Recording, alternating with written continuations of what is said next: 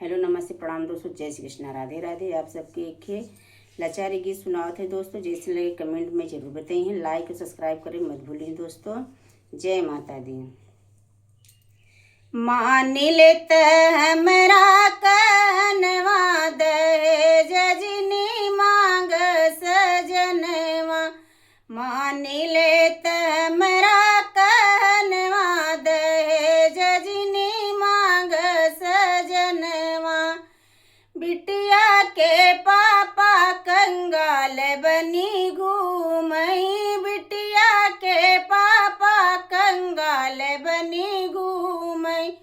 यही महंगाई के करनवा दहेज जिनी मांग सजनवा।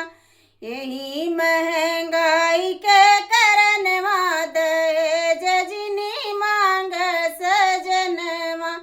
मान लेत हमरा कहनवा दहेज जिनी मांग सजनवा। समधी जी छोड़ शादी के फिक्रिया।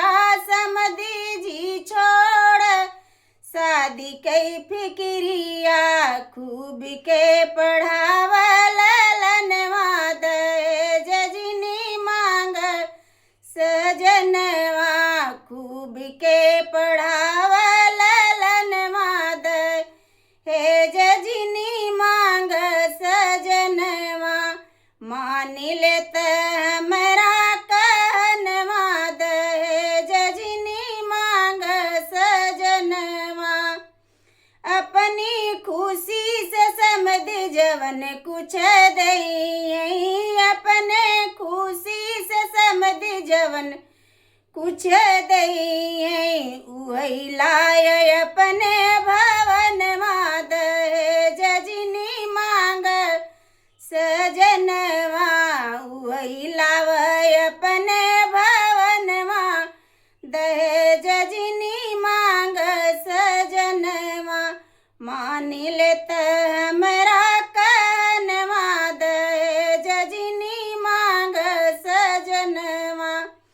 मुफ्त में कैलत बेटा कई सदिया। मुफ्त में कैलत सा बेटा कस दिया।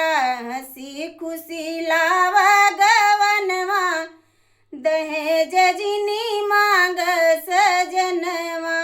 हंसी खुशी लावा गवनवा दहेज जिनी मांग सजनवा। मान लेत हमरा कहनवा दहेज जिनी मांग सजनवा। जय माता दी।